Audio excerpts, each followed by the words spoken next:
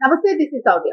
అశు రెడ్డి అందరికి ఇప్పుడు కలకలం సృష్టిస్తున్న కేసు. దీని మీద అందరూ కూడా చర్చించుకుంటూ ఉన్నారు. ఒక బిగ్ బాస్ ఫేమ్ గా ఉండి అలాగే ఒక చిన్న చిన్న క్యారెక్టర్స్ వేస్తూ కూడా సినీ ఫీల్డ్ లోని ఒక పేరు తెచ్చుకున్న అశు రెడ్డి ఎందుకు ఇలాంటి స్కామ్ కి పాల్పడింది అని అయితే చర్చించుకుంటూ ఉన్నారు. అయితే అశు రెడ్డి చేసిన ఇది అంటే 9.5 కోట్ల దోపిడీ ఏదైతే ఉందో ప్రేమ పెళ్లి పేరుతో దీనికి సంబంధించి ఇప్పుడు ఒక తాజాగా ఒక ఆడియో లీక్ అయింది. ఆడియోలో ఏముంది, ఎవరెవరు ఉన్నారు ఆడియోలోని, ఒకవేళ నిజంగానే అశు రెడ్డి మీద కేసు ఫైల్ అయితే ఎలాంటి సెక్షన్స్ నమోదయ్యే అవకాశం ఉంటుంది. అలాగే అశు రెడ్డి కూడా క్వాష్ కి వెళ్లారు అనే వార్త కూడా వినిపిస్తుంది. సో ఇవన్నీ కూడా డీటెయిల్డ్ గా చర్చిద్దాం.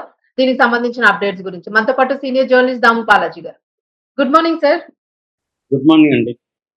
సార్ ఏంటి సార్ అశు రెడ్డి అప్డేట్ అంటే ప్రస్తుతం ఇండస్ట్రీలో కూడా చర్చ జరుగుతుంది కానీ ఎవరు మాట్లాడలేదు దీని మీద అసలు ఇప్పటి వరకు. అవును. అంటే అశు రెడ్డి మీద సత్యనారాయణ అనే వ్యక్తి సిసిఎస్ సెంట్రల్ క్రైమ్ స్టేషన్ లో కంప్లైంట్ ఇచ్చాడు. దాన్ని వాళ్ళు ఈ ఎకనామిక్ అఫెన్సెస్ వింగ్ కి ట్రాన్స్ఫర్ చేశారు. సో ఇప్పుడు ఎకనామిక్ అఫెన్సెస్ వింగ్ కేసును డీల్ చేస్తారు. ఈ కేసులో ప్రధానంగా కంప్లైంట్ లో ఉన్నది ఏంటంటే అశు రెడ్డికి 2018 నుంచి వైవి ధర్మేంద్ర అనే ఒక అబ్బాయి పరిచయం అయ్యాడు. ఆ అబ్బాయి లండన్ లో సాఫ్ట్వేర్ ఇంజనీర్ గా ఉన్నాడు.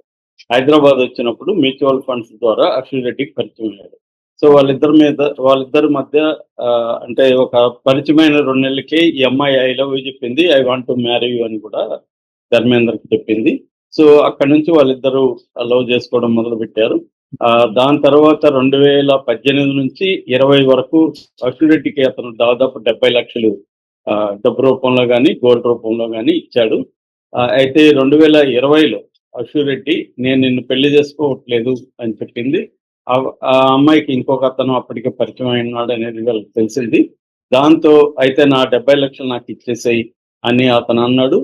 దానికి సంబంధించి పంచాయతీ హేమ దగ్గరికి వెళ్ళింది, నటి హేమ దగ్గరికి. హేమ దగ్గర బ్లాంక్ చెక్కులు అశు రెడ్డి ఇచ్చింది. అయితే కొద్ది రోజుల తర్వాత నా చెక్కులు నాకు ఇచ్చేయండి అని హేమ దగ్గర అశు రెడ్డి వెళ్ళి చెక్కులు తీసేసుకుంది. ఈ 70 లక్షలు తనకి రాలేదు. ఈ నేపథ్యంలో అతను ప్రెజర్ చేస్తూ ఉంటే అశు రెడ్డి వాళ్ళ మదర్ యశోధర్ రెడ్డి, అశు రెడ్డి వాళ్ళ సిస్టర్ దివ్యారెడ్డి వీళ్ళిద్దరు కూడా ఎంటర్ అయ్యారు. ఎంటర్ అయ్యి ఈ అబ్బాయికి తో మాట్లాడారు ఫోన్లో. ఇటు ఆ అమ్మాయి డిప్రెషన్ లో ఉంది కొంచెం, కాబట్టి నిన్ను అలా మాట్లాడుతుంది, ఏం కాదు మేము చూసుకుంటాము, ఖచ్చితంగా అమ్మాయి నిన్ను పెళ్లి చేసుకుంటుందని మళ్ళీ అశు రెడ్డిని రంగంలోకి దింపారు. మళ్ళీ అశు రెడ్డి తన ధర్మేంద్ర. సో మళ్ళీ ధర్మేంద్ర అశు రెడ్డి మళ్ళీ రీస్టార్ట్ అయింది లవ్. దాంతో డబ్బులు కూడా రీస్టార్ట్ అయినాయి. సో అక్కడి నుంచి దాదాపు 5 కేజీల బంగారు ఇచ్చాడు ఈ అమ్మాయికి 2025 వరకు.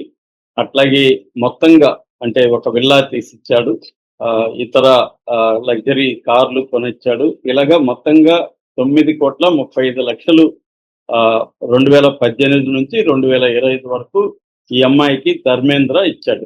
సో తర్వాత మళ్ళీ 2025లో నేను నిన్ను పెళ్లి చేసుకోవట్లేదని తేల్చి చెప్పేసింది. అప్పటికే బాయ్ ఫ్రెండ్ ఉన్నాడు, అతను పెళ్లి చేసుకుపోతుంది అని కూడా వీళ్ళకి అర్థమైంది.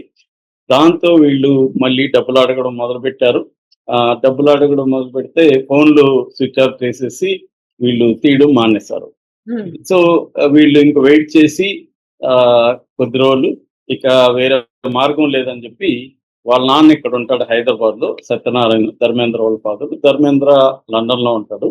సో ఆయన ఇక్కడ కేసు పెట్టాడు. వీళ్ళు పోలీసులు ప్రాథమిక విచారణకు సంబంధించి ప్రైమా ఫేసి ఎవిడెన్స్ అడిగినప్పుడు సత్యనారాయణ దీనికి సంబంధించి డబ్బులు ట్రాన్స్ఫర్ కి సంబంధించి మొత్తం డీటెయిల్స్ ఇచ్చారు. అది కూడా లీక్ అయింది. అంటే ఎప్పుడెప్పుడు ఎంతంత అమౌంట్లు ఈ అమ్మాయి అకౌంట్ ట్రాన్స్ఫర్ జరిగాయి, అట్లాగే గోల్డ్ కొన్న రిసీట్స్ ఏంటి, అట్లాగే ఫ్లాట్ కి సంబంధించి కొన్న రిసీట్స్, మొత్తం డాక్యుమెంటల్ ఎవిడెన్స్ అనేది చూపించారు. సో ప్రైమా ఫేసి ఎవిడెన్స్ ఉన్నప్పుడు పోలీసులు ఖచ్చితంగా ఎఫ్ఐఆర్ నమోదు చేయాల్సి ఉంటుంది. అలాగా ఎఫ్ఐఆర్ నమోదు చేసి చీటింగ్ కేసు 318, ఇంతకుముందు ఐపీసీలో 420 ఉండేది, అది ఇప్పుడు బిఎన్ఎస్ భారతీయ న్యాయ సంహితలో 318 సెక్షన్ కింద ఈ అమ్మాయి మీద చీటింగ్ కేసు పెట్టారు. మేజిస్ట్రేట్ నాంపల్లిలో ఉండే మేజిస్ట్రేట్ కోర్టులో కూడా మొత్తం రికార్డ్స్ అంతా కూడా పోలీసులు సబ్మిట్ చేశారు. అంటే ఎకనామిక్ అఫెన్సెస్ వింగ్ ఎక్స్పర్టైజ్ ఉంటుంది అనమాట. ఇట్లాంటి ఎకనామిక్ ఫ్రాడ్, ఫైనాన్షియల్ ఫ్రాడ్ కి సంబంధించి ఎకనామిక్ అఫెన్సెస్ వింగ్ వాళ్ళకి ఎక్స్పీరియన్స్, స్పెషలైజేషన్ ఉంటుంది కాబట్టి వాళ్ళు చేశారు. ఇప్పుడు రేపో మాపో ఈ అమ్మాయికి, వీళ్ళ సిస్టర్స్ కి, వీళ్ళ మదర్ కి, వీళ్ళ నాన్నకి, ఈ నలుగురు, వీళ్ళ నాన్న వెంకటకృష్ణ, ఈ నలుగురు మీద కంప్లైంట్ ఇచ్చారు కాబట్టి నలుగురిని A1, A2, A3, A4 గా పెట్టారు. సో ఈ నలుగురికి నోటీసులు జారీ చేసే కార్యక్రమంలో పోలీసులు ఉన్నారు. ఈ లోపల ఏమైందంటే ఆ అమ్మాయి అష్యూరిటీ ఇక్కడ లేదు, ఎక్కడో మదురై అటువైపు ఏదో షూటింగ్ లో ఉందని చెప్తున్నారు. సో ఆ అమ్మాయి ఒక స్టేట్మెంట్ ఇచ్చింది. నా అనుమతి లేకుండా మీడియా నా గురించి ఏమన్నా తప్పుగా రాస్తే నేను లీగల్ చర్యలు తీసుకుంటానని మీడియాని బెదిరించి, కానీ ఇవన్నీ మీడియాకి మామూలే కాబట్టి మీడియా అవేం పట్టించుకోకుండా ఈ కంప్లైంట్లు ఏముందో అవన్నీ కూడా బయటికి తీసుకెళ్తారు. అట్లాగే వెంకటకృష్ణ వాళ్ళ ఫాదర్ కొయ్య వెంకటకృష్ణ, ఆయన మీడియాతో మాట్లాడాడు. ఆయన ఏమంటున్నా అంటే, నాకు అసలు నా కూతురు సినిమాలకి రావడం ఇష్టం లేదు, ఆ అమ్మాయి బాగా చదువుకునేది, కానీ వాళ్ళ అమ్మ నీ జాతక ప్రకారం సినిమాలను పెద్ద హీరోయిన్ అయిపోతావు అని చెప్పి ఆ అమ్మాయిని సినిమా ఫీల్డ్కి తీసుకొచ్చింది. వాళ్ళమ్మ నాతో కూడా మాటలు లేవు, కూతుర్లు ఇద్దరు తల్లితో, అంటే భార్యతో నాకు మాటలు లేవు, నేను ఎక్కడో వైజాగ్ దగ్గర ఒక పల్లెటూరులో ఉంటున్నాను, వాళ్ళు హైదరాబాద్ లో ఉంటారు, నేను హైదరాబాద్ వెళ్ళినా కూడా వాళ్ళ దగ్గరికి వెళ్ళను, హోటల్లోనే ఉంటానని కూడా ఆయన చెప్పాడు. అంటే క్లియర్ గా డబ్బులు తీసుకున్నది వాస్తవమే, తల్లి వల్ల ఈ అమ్మాయి చెడిపోయింది అన్న పద్ధతిలో ఆయన మాట్లాడారు. సో ఇప్పుడు ఆ అమ్మాయి సంబంధించి 2 విషయాలు బయటకు వచ్చాయి. ఒకటి, ఆడియో లీక్ అయింది. అంటే ఇవన్నీ కేసు పెట్టినాక మామూలుగా ఏంటంటే కేసు పెట్టినప్పుడు కొంత డబ్బులు ఇచ్చి out of the court settlement అనేవి చేసుకుంటారు ఇట్లాంటి కేసుల్లో. సో చీటింగ్ కేసులు జనరల్ గా జరిగేది ఏమంటే, ఈ కేసులు పెట్టి ఇవన్నీ నాకు ఎందుకు, నువ్వు తిరగాలి కోర్టుకు, నేను తిరగాలి, నువ్వు ఖర్చు పెట్టాలి, నేను ఖర్చు పెట్టాలి, కాబట్టి ఇంత ఇస్తాను, నువ్వు తీసుకో, ఆ తర్వాత ఇంత ఇస్తాను అన్న ఒక సెటిల్మెంట్ జరుగుతుంది. అలాంటి సెటిల్మెంట్ కి ఈ అమ్మాయి రెడీ అయినట్టుగా తెలుస్తుంది. ఈ ఆడియో కాల్ కూడా ఇప్పుడు లీక్ అయింది. ఆడియో కాల్ ఏముందంటే, నీకు 1,50,00,000 నేను మే ఎండుకంతా ఇస్తాను, మిగతా డబ్బులు నేను లైఫ్ లో సెటిల్ అయినాక ఇస్తా, అది ఎప్పుడనేది నేను చెప్పలేను, కాబట్టి నువ్వు ఈ డబ్బులు తీసుకొని సైలెంట్ అయిపో, కేసు విత్డ్రా చేసుకో, లేదు నువ్వు కానీ ఇలాగే కంటిన్యూ అయ్యి మా అక్కని మా అమ్మని ఇన్వాల్వ్ చేస్తుంటే నీ మీద నేను హరాస్మెంట్ కేసు పెడతా, అంటే మమ్మల్ని వేధిస్తున్నామని, మా పర్మిషన్ లేకుండా మా ఇంటికి వస్తున్నామని నేను నీ మీద హరాస్మెంట్ కేసు పెడతా అని బెదిరించింది. మామూలుగా ఇలాంటి కేసులప్పుడు ఏం చేస్తుంటారంటే, best form of defence is offence అంటారు. అంటే మన మీద ఎవరైనా కేసు పెడితే మనం కూడా వాళ్ళ మీద ఏదో ఒక కేసు పెట్టినప్పుడు ఇద్దరు కేసులు ఎదుర్కొంటారు. అలాగే ఇప్పుడు మంగ్లీ కూడా అదే చేసింది కదా, సుబ్బారావు మంగ్లీ మీద కేసు పెడితే మంగ్లీ సుబ్బారావు మీద కేసు పెట్టింది. అలాగే ఈ అమ్మాయి కూడా ధర్మేంద్రని బెదిరిస్తుంది అనమాట. అంటే ఒక పక్క దీని క్యారెట్ అండ్ స్టిక్ పాలసీ అంటారు.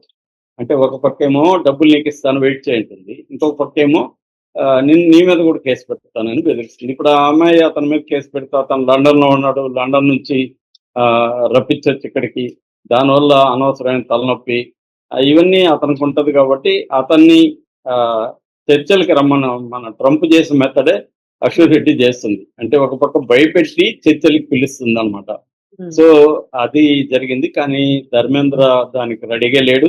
కేసు పెడితే పెట్టు, నేను ఫేస్ చేస్తాను అన్నట్టుగా ధర్మేంద్ర ఉన్నాడు అనమాట. ఎందుకంటే 9,35,00,000 ఇవ్వాల్సి ఉంటే 1,50,00,000 ఇస్తాను, అది కూడా మేలో ఇస్తాను, మిగతాంతా నా లైఫ్ లో సెటిల్ అయినాక ఇస్తానంటే ఎప్పుడు సెటిల్ అయ్యేది, ఎప్పటికీ సెటిల్ కాకపోవచ్చు. సెటిల్ అంటే అర్థం ఏంటి, ఎంత డబ్బులు వస్తే సెటిల్ అయినట్టు. కాబట్టి నెక్స్ట్ ఏమి ఇవ్వదనమాట. 1.5 crore ఇస్తాను, మూసుకొని తీసుకో అన్నట్టుగా బెదిరిస్తున్నట్టుగా తెలుస్తుంది. ఇది ఒకవైపు. రెండో వైపు ఆ అమ్మాయి లీగల్ గా ఈ కేసుని, ఎఫ్ఐఆర్ ని క్వాష్ చేయమని హైకోర్టులో వేసింది. దానికి ఆ అమ్మాయి చెప్పిన రీజన్ ఏంటంటే, ఎఫ్ఐఆర్ పెట్టే ముందు నన్ను కన్సల్ట్ చేసి ఉండాలి, నన్ను ఎంక్వైరీ చేయాలి, అంటే నీ మీద అలా కంప్లైంట్ వచ్చింది, నీ వాదన ఏంటి అనేది అడగాలి, కానీ అడగలేదు కాబట్టి క్వాష్ చేయండి అనేది అమ్మాయి పెట్టిన పిటిషన్. మరి హైకోర్టు దీని మీద ఎలా స్పందిస్తుందో చూడాలి. మామూలుగా అయితే ఇలాంటి ఎఫ్ఐఆర్లని క్వాష్ చేయడం అనేది జనరల్ గా జరగదు. ఎందుకు జరగదంటే, కేసులు ఎఫ్ఐఆర్ చేయడం అనేది ఇప్పుడున్న బిఎన్ఎస్ యాక్ట్ లో కంపల్సరిగా మనం జీరో ఎఫ్ఐఆర్ అంటారు. అంటే అవును. ఇంతకుముందు క్రైమ్ జరిగిన ఏరియాలో పోలీస్ స్టేషన్లోనే కేసు పెట్టాలి. కానీ జీరో ఎఫ్ఐఆర్ అంటే అర్థమైంది ఎక్కడైనా కేసు పెట్టచ్చు. అవును. మనకి సమీపంలో ఉండే ఏ పోలీస్ స్టేషన్లో అయినా కంప్లైంట్ ఇస్తే తీసుకోవాలి. వాళ్ళు ఎఫ్ఐఆర్ చేయాలి. చేసిన తర్వాత ఆ ఎఫ్ఐఆర్ ని కన్సర్న్ పోలీస్ స్టేషన్ కి ట్రాన్స్ఫర్ చేస్తారు. That is called zero FIR. అది కాకుండా ఈఎఫ్ఐఆర్ ఉంది. అంటే ఆన్లైన్ లో కూడా మనం కంప్లైంట్ చేయొచ్చు. ఆన్లైన్ లో కూడా కంప్లైంట్ ని తీసుకున్న వాళ్ళు ఎఫ్ఐఆర్ చేయాలి. సో పోలీసుల మీద ఈ బాధ్యత బిఎన్ఎస్ కింద ఇచ్చారనమాట. ఉమ్. అందుకని పోలీసులు ఎఫ్ఐఆర్ చేయడం కరెక్ట్ కాదని ఈ అమ్మాయి ఆర్గ్యుమెంట్ హైకోర్టులో నిలబడుతుందని అనుకోలేము.